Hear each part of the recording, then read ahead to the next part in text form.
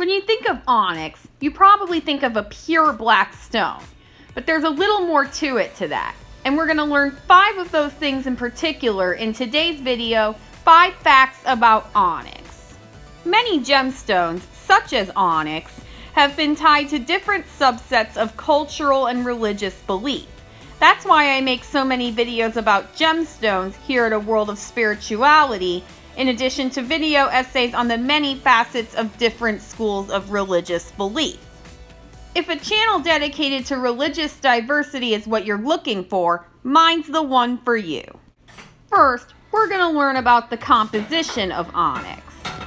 Onyx is a type of chalcedony, which is basically the product of quartz and morganite fusing. Usually hexagonal in its microcrystalline state, onyx is known for its waxy luster and opaque transparency. Onyx is known to most often come in black, but some rarer specimens come in brown, yellow, blue, or red. Onyx is pretty tough, ranking at 7 on the Mohs scale, but some other gemstones I've done videos about rank even higher. You might want to check those videos out to learn all about them once you're done with this one. Next, we're going to learn some of the history of onyx. According to Roman mythology, onyx are the fingernails of Venus, formed when they were cut off by Cupid's arrow and they fell from Mount Olympus into the Indus River. Some say Cleopatra wore onyx jewelry in ancient Egypt to protect her and alert her to oncoming dangers. But evidence suggests onyx had existed at least since the 2nd dynasty of ancient Egypt. Pliny the Elder used onyx as one of his natural medicinal treatments, making it well known throughout ancient Greece and ancient Rome. The most famous onyx ever might just be the throne of Jahangir made by the Mughal emperor in 1602, for whom it was named. It's currently housed in India, and you can visit it if you have time and can afford the trip. Fact number 3 is where in the world we can find onyx. Onyx isn't very rare, so it can be found in many countries all around the world. These include Greece, Argentina, Germany, the Czech Republic, Indonesia, India, Canada, Australia, and China. But the 2 countries where onyx is most likely to be found are the US and Brazil. The next 4 countries where you're most likely to find onyx are Madagascar, Yemen, Pakistan, and Uruguay. Next, we're going to learn about the ancient lore and healing properties of onyx.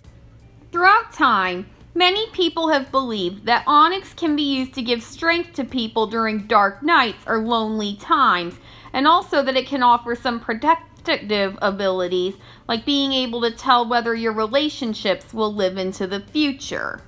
According to Greek and Roman mythology, Cupid cut Venus's fingernails while she slept on the banks of the Indus River. Since no part of a god could die, the nails fell into the river and transformed into onyx. When you consider this, it's really no wonder the ancient Romans believed onyx, particularly sardonyx, could give them strength in military battles. Today, it's believed that onyx can improve memory, bring balance to the mind, reduce stress, and ward off pessimism and negative thoughts. Onyx is also commonly associated with mourning a death. Fitting, given that it's the same color people traditionally wear to funerals. In recent years, wearing onyx has become a trendy way to help people deal with death and other situations that bring grief. Onyx is believed to have protective properties, protecting wearers particularly against negative energies and thoughts, and also to activate certain chakras in the body to bring solid standing, creative focus, and illuminate new ways to wisdom. By the way, tune into my next video if you want to hear a little more about chakras. Black onyx is a root chakra stone, as it brings all that glorious grounding energy to keep you connected to the earth beneath your feet. Believers in crystal healing believe that onyx can also help you stay protected during crown chakra opening and any kind of psychic work or past life exploration that can leave you open and potentially vulnerable. Along with keeping your nervous system in check, this deep dark gem is said to bring a boost to the immune system, raising your stamina and helping you to get back on your feet, particularly after long periods of illness or fatigue. Onyx can be a great gem for recovery as it supposedly helps you to swerve any shade of relapse and instead encourages your body to physically focus on healing. Onyx is also believed to lend support to the bone marrow and tissue structures in the body, along with helping to strengthen teeth and bones as well. Even when ancient Greeks and Romans converted to Christianity, they held on to the pagan belief that onyx had medicinal uses such as healing wounds and reducing pain in childbirth. In the Old Testament, 2 onyx stones were set in gold filigree and acted as shoulder pads on the special vest of the high priest.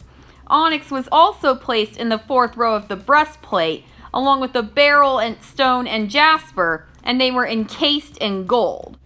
Onyx is also mentioned in 1 Chronicles 29:2, in which David prepares precious stones and materials to build the house of God through his son Solomon, who would later build the temple. And for our 5th fact, we're going to learn that onyx isn't particularly expensive. Of course, some varieties of onyx are more affordable than others. Onyx that comes from historical pieces or is intricately carved is naturally going to cost more than that which isn't historical and is carved rather simply. Newer pieces made into beads for necklaces, bracelets, or rings are traditionally cheaper options. In fact, you can even invest in onyx costume jewelry and pair them with other beaded gemstone items at a fairly low price. If you want to buy beautiful jewelry for yourself or get someone as a gift, but you're tight on cash, onyx jewelry is the way to go. Tell me in the comments, what was the most interesting thing you learned about onyx from this video? If it happened to be any of the spiritual implications I mentioned in number 4, that's a surefire sign that you're the kind of person I made this channel and its content for.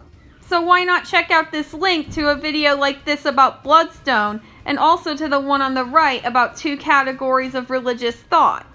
If you're already waiting in hopeful anticipation for another video on any given aspect of religion and spirituality, that's a surefire sign that you should click the subscribe button and bell icon.